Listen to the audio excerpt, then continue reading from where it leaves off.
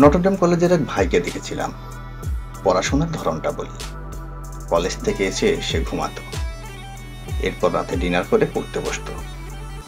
ড্রয়ারে থাকতো 30-35 ধরনের কলম, বিভিন্ন ব্র্যান্ডের অগণিত পেন্সিল, দিস্তা দিস্তা খাতা টেবিলে পাশে রাখা ছিল। কলেজ লেভেলের সবগুলো বই সুন্দর করে বাঁধাই করে নতুন মলাট করা, প্যাকেট ভর্তি দামি ইরেজার। এই মানুষটা পড়তো আর লিখতো, লিখতো আর পড়তো।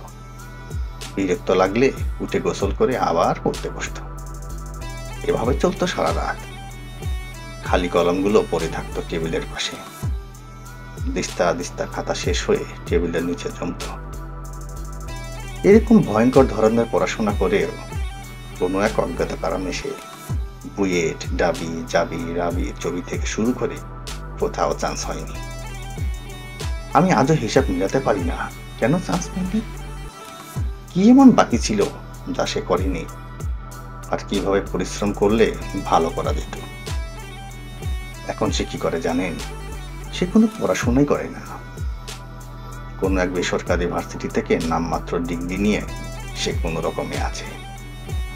আরেকটা ছেলে এসএসসিতে অ্যাভারেজ রেজাল্ট, ইন্টারে A-, কোনো রকমে ওয়েটিং থেকে ডাবিতে চান্স পেয়েছে।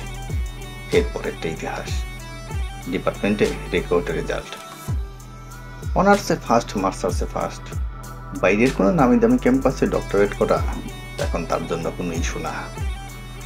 আবার এরকমও আছে ক্যাম্পাসে সুপার রেজাল্ট, চাকরির পরীক্ষায় কোনো সফলতা নেই, 3 বছর ধরে বেকার। লোকে এখন সন্দেহ করে ভার্সিটির রেজাল্ট কি আসলে ঠিক। দুর্দান্ত মেধা নিয়ে মেডিকেলে চান্স পেয়েছে, অথচ মেডিকেলে এখন ফার্স্ট ইয়ার পাস করতে পারে না। অন্যজন কোটা নিয়ে ভর্তি হয়েছিল মেডিকেলে, এক চান্সে MBBS পাস করে ফেলেছে। হ্যাঁ, এর নাম জীবন। একবার গ্রাফটা থাকে উপরে, আবার কখনো থাকে তলানিতে।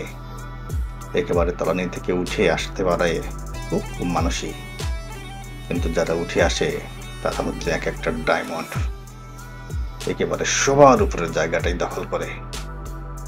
জীবন আপনাকে তলানিতে এই জন্যই ফেলে দেয় যেন আপনি উঠে এসে সেরা জায়গাটা ধরতে পারেন।